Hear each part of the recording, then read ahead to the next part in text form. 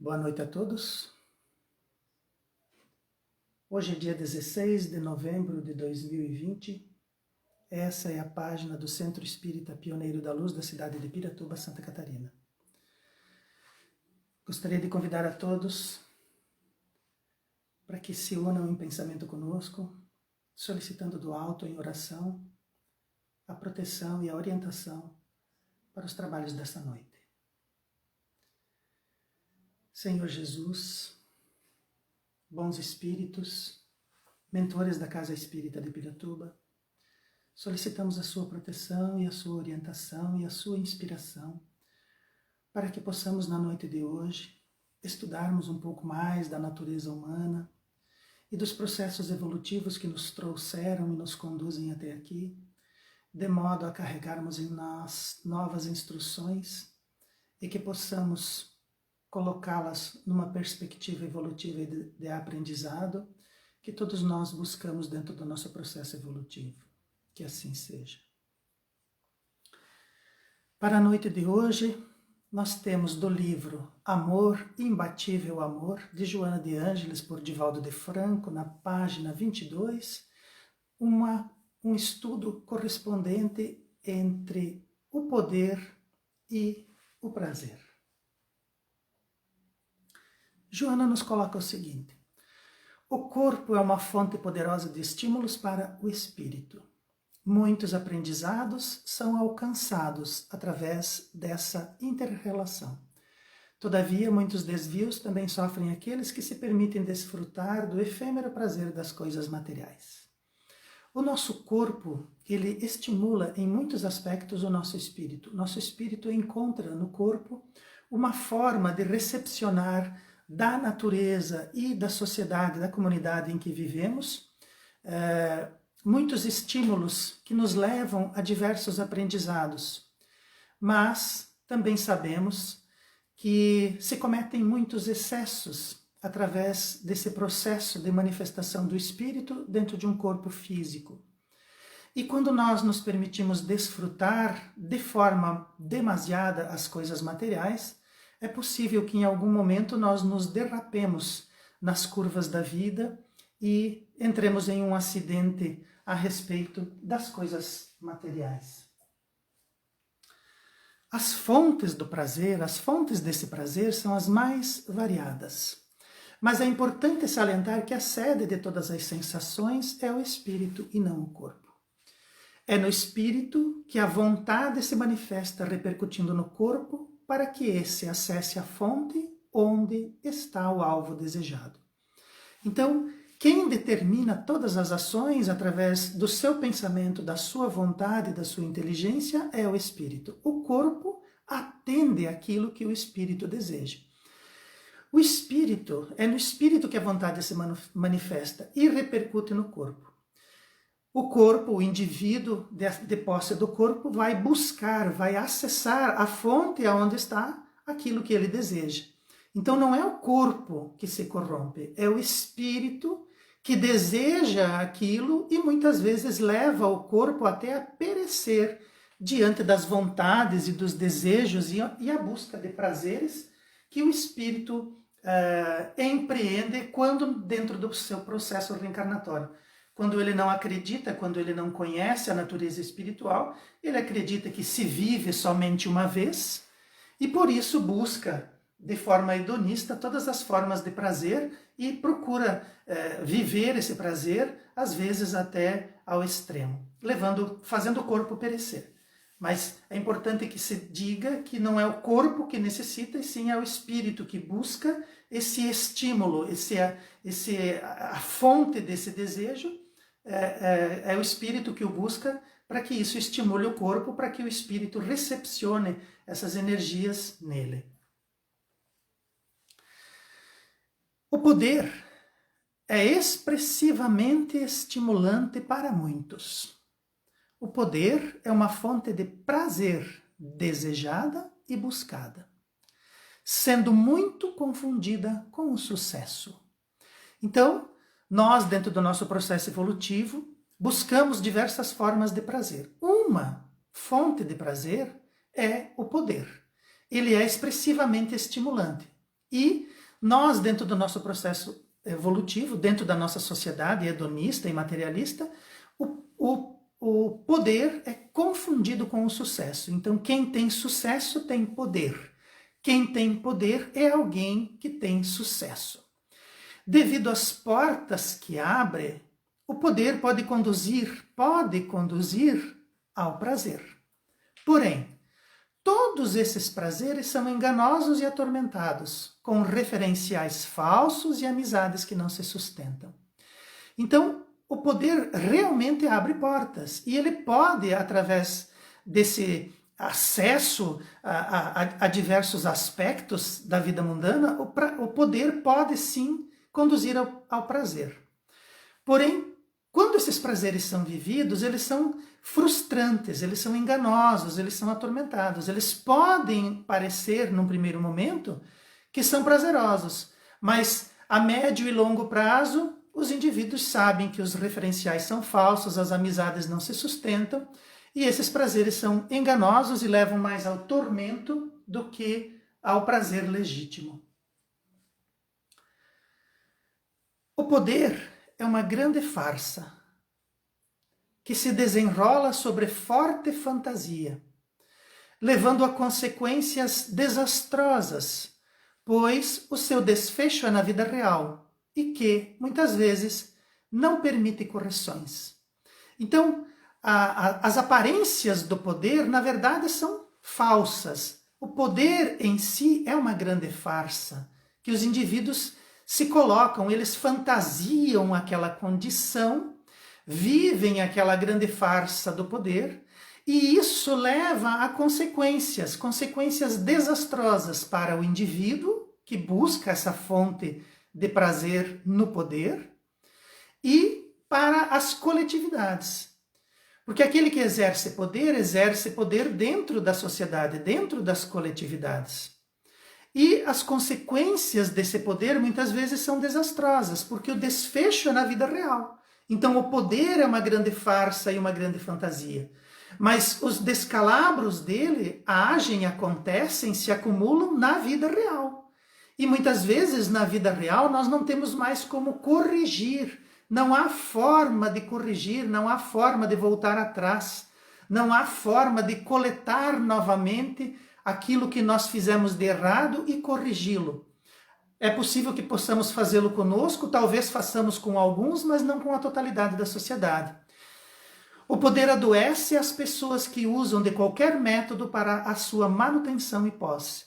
Quando as pessoas entram no poder, até pela própria segurança que buscam, depois que estão enleados nessa condição, elas até sentem medo, porque o poder ele é exercido da pessoa com a coletividade, mas muitas vezes a própria coletividade pode se revoltar, ou outros poderes dentro da coletividade podem se revoltar contra aquele que é o líder.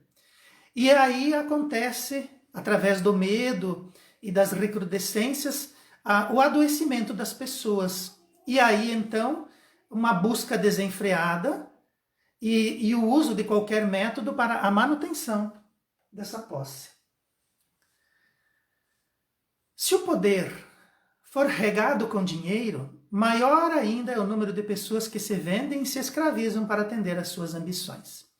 Então, muitas pessoas desejando acumular dentro da realidade material, desejando acumular posses e bens, dinheiro, eles buscam o poder como forma de acessar mais rapidamente as suas fortunas, os seus confortos que o dinheiro pode propiciar. E acabam se escravizando, se vendem para a manutenção do poder, vendem o poder que detêm, em busca de dinheiro, de posses e demais títulos, e acabam se escravizando àqueles que os compram. E o que leva, os motivos que levam à busca desse poder são as ambições desmedidas. O desespero e a revolta, então, passam a ser o patamar de muitas encarnações daqueles que não logram alcançar seu intento na fortuna. Então, os indivíduos buscando essa fortuna, buscando esse dinheiro, buscando essa posse material, muitas vezes perdem diversas encarnações. em desespero e revolta. Desespero pela busca daquele bem material, daquele dinheiro, daquela posse, e revolta quando não o alcançam.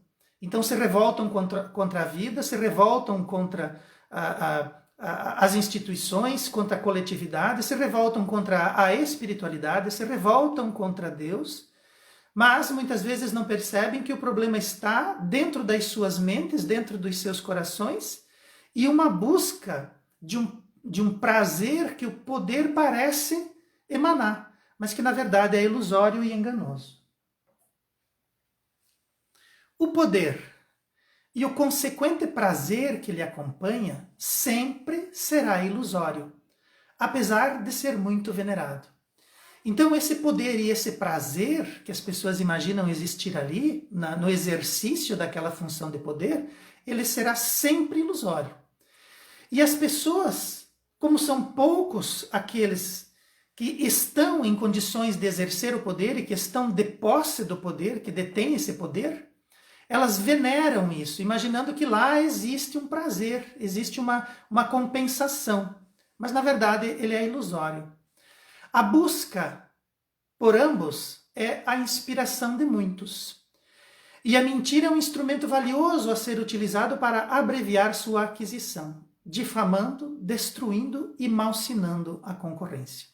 Então, quando as pessoas buscam o poder e o prazer que esse poder traz, elas não vão se importar em mentir. Elas vão se utilizar da mentira, que é um instrumento valioso nesse caso, para abreviar a aquisição. Então, se eu, realizando essa busca do prazer e do poder, vou fazê-lo em 2 anos, se eu mentir e fizer em 6 meses, eu vou abreviar essa aquisição, eu vou conseguir mais rapidamente. Então, eu não me importo em difamar, em destruir, em malsinar aquilo que eu elejo como minha concorrência.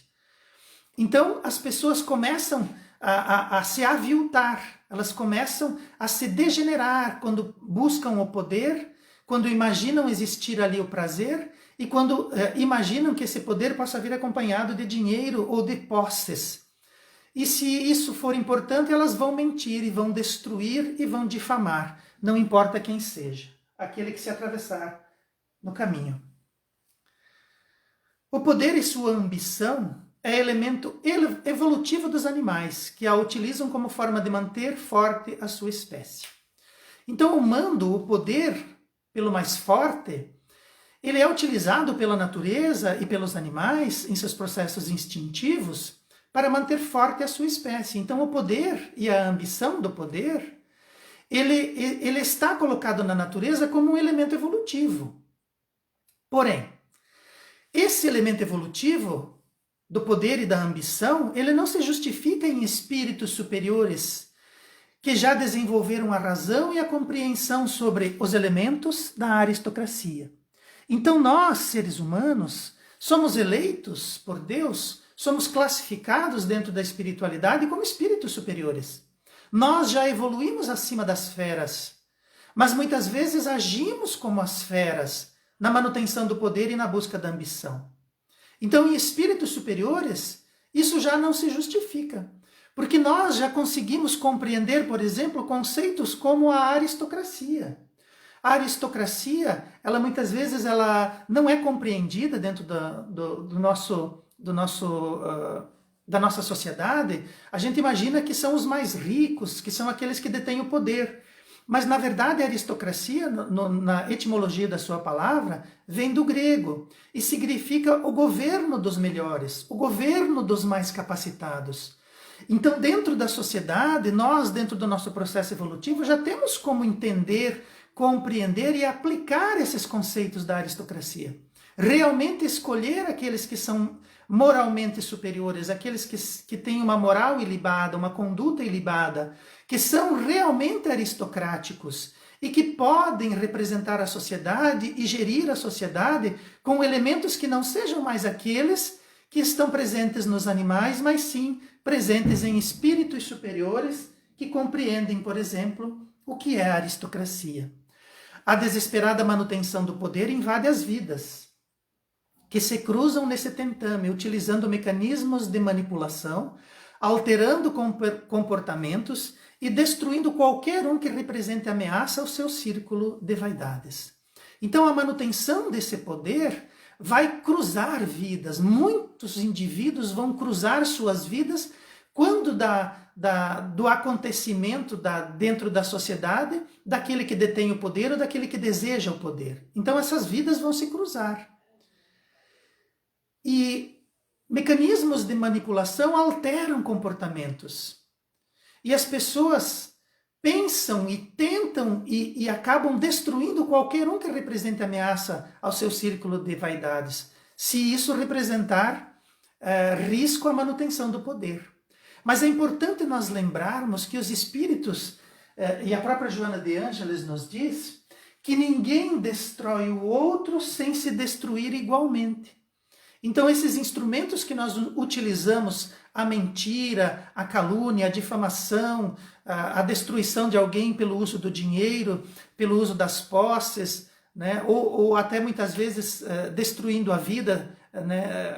Exterminando a vida daquele que atravessa o nosso caminho, é importante que nós pensemos, e aqueles que buscam, que pensam dessa forma a respeito do poder e do prazer que esse poder possa representar, que nós não destruímos ninguém sem antes nos destruirmos. Nós, quando destruímos o outro, estamos destruindo a nós mesmos e vamos ter que responder em encarnações futuras pelo desmando e pela destruição de qualquer ser ou de qualquer comunidade. A busca do prazer tem sempre um aspecto individual, mas ela se mostra muito danosa quando se estende às massas. As massas que são manipuladas através de pressões violentas, para que essas massas alterem o grupo social. Grupos sociais que acontecem em partidos políticos, em sindicatos, em agremiações, em organizações e condomínios.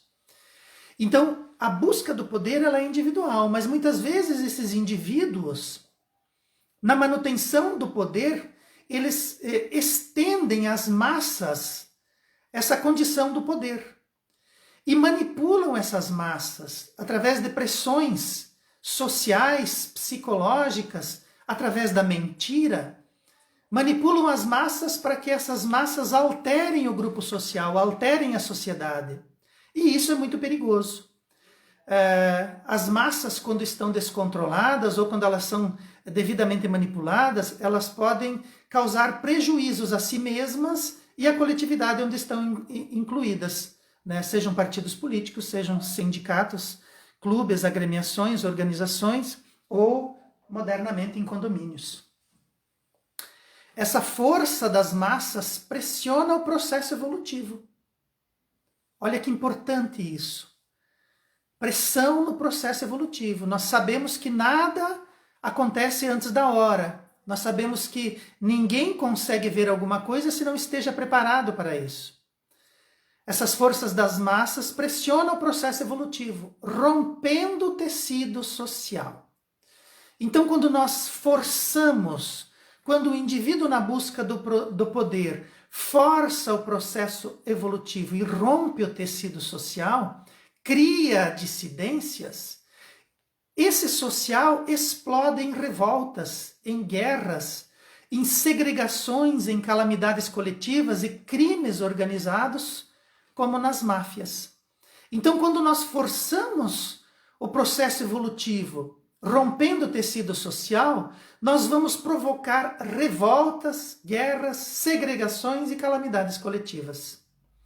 A soma desse poder em mãos imaturas corrompe o líder e perverte a massa, perverte a coletividade que se entrega inerme, porém ansiosa pela ação em que se vê envolvida, perdendo todos a sua individualidade.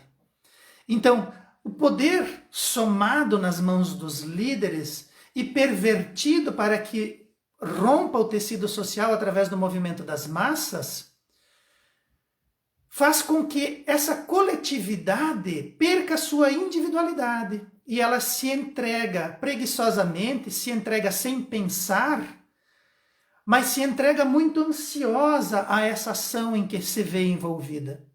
E os excessos acontecem, as mortes acontecem, os distúrbios acontecem, e ao invés de você pressionar o processo evolutivo de modo organizado e produtivo, nós rompemos o tecido social que acaba estagnando e muitas vezes degenerando. E isso vai representar para esse líder e para essa coletividade um problema nas futuras encarnações. Poder e prazer são opostos em sua essência, e quando um se manifesta, o outro se retrai. Há uma tendência natural de que quem detém o poder submeter as outras pessoas ao seu mando, tornando-se assim repressor e cruel, castrando o prazer em ambos os lados. Então essa ilusão de poder e de prazer, como o próprio nome diz, é uma ilusão. Porque uma vez que você detenha o poder e você use esse poder, você vai invariavelmente submeter as outras pessoas. Não vai haver carinho, não vai haver amizade, não vai haver coletividade madura. Aquilo que nós já conversamos anteriormente, né? São amizades que não se sustentam em situações tormentosas. E o processo de repressão, ele castra o prazer em ambos os lados. Então aquele que usa o prazer, usa o poder, perde o prazer, e as pessoas que estão com ele também não vão se sentir prazerosas se forem castradas ou se forem submetidas a um mando muitas vezes cruel que o poder exerce. Quando, porém, o poder supera seus aspectos egoístas e passa a trabalhar como servidor da coletividade, surgem prazeres sublimados, muito mais compensadores do que aqueles outros solitários. Então, exercer o poder de forma egoísta, ele não traz prazer, não traz satisfação. Mas, se nós rompermos com esse aspecto egoísta e utilizarmos o poder em prol da coletividade, pelo bem da coletividade, de forma aristocrática, existe um prazer sublimado nesse processo que é muito mais compensador do que aquele imaginado. Então, indivíduos imaturos não vão conseguir perceber isso, vão utilizar o poder de forma egoísta. Mas alguém que realmente já esteja em processo evolutivo, que saiba a responsabilidade que vem junto com o poder e que use esse poder para o auxílio da coletividade, vai sublimar prazeres que muitas vezes a grande maioria das pessoas não consegue nem imaginar. Para isso é necessário permissão que o outro seja criativo, se expanda e se capacite.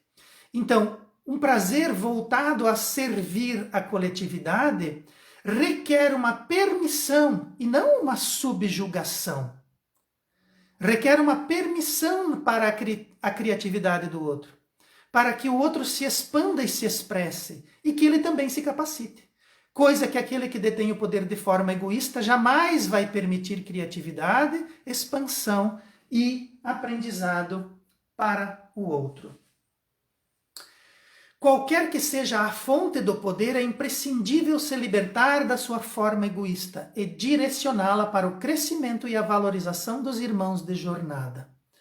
Então o poder, ele imprescindivelmente deve ser voltado para a coletividade. É necessário que o indivíduo se livre da forma egoísta e hedonista, a visão egoísta e hedonista que se tem a respeito do poder. E sim, para que o indivíduo na coletividade cresça e se valorize, porque eles são irmãos de jornada. E também é importante que lembremos, mesmo porque qualquer poder é concessão divina, aqueles que o buscam, podendo-lhes, mesmo porque o poder é concessão divina àqueles que o buscam. Então, aqueles que buscam o poder, aqueles que desejam o poder, recebem de Deus uma concessão, né? Podendo, aqueles que buscam o poder, esse poder pode lhes pesar no espírito e no coração, caso não entendam que passaram agora a condição de servidores máximos do bem. Então, todo o poder é uma concessão divina àqueles que o buscam. Então, aqueles que desejam, invariavelmente vão conquistá-lo. Mas, quando alcançam o poder, eles precisam se lembrar que a partir desse momento eles são servidores máximos do bem, da coletividade e precisam servir a esse poder de forma aristocrática. E não de forma egoísta, não de forma castradora, não de forma hedonista, e sim direcionando todo esse poder para que a sociedade se beneficie, para que a coletividade se beneficie e para que as pessoas se valorizem, e não uma coisa egoísta, monocrática e voltada simplesmente àquele indivíduo naquela condição temporária, com toda certeza. Poder é concessão divina. E aqueles que detêm o poder são servidores máximos do bem.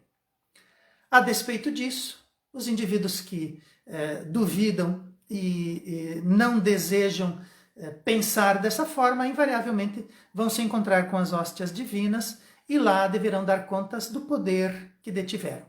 E, invariavelmente, da forma como nós vemos na nossa sociedade, as pessoas não percebem isso e se locupletam. É importante que falemos sobre isso e pensemos a respeito. Para a noite de hoje era disso que eu gostaria de falar. Espero sinceramente ter inspirado e ter trazido luzes novas a respeito dessa questão e dessa condição. Gostaria de agradecer a todos que se mantiveram junto conosco nesses minutos. Gostaria de convidá-los para que fizéssemos uma prece de encerramento e agradecimento. Elevando nosso pensamento a Jesus, para que Ele se manifeste sempre em nossas vidas, através dos seus enviados, dos seus emissários, que nós possamos acessá-lo em pensamento e em verdade conosco mesmo, em nossas lições e aprendizados de forma individual e de forma coletiva. Que a Casa Espírita esteja sempre aberta conosco, que as lições espíritas vertidas pelos espíritos da codificação possam estar sempre conosco, nos orientando e nos abreviando os caminhos solitários e desequilibrados que a matéria e o espírito humano são capazes de criar quando estão em processos ainda de ignorância, distantes da verdade espiritual. Que Jesus seja sempre o nosso farol iluminando os nossos passos. Que assim seja. Quero agradecer a todos. Uma boa noite.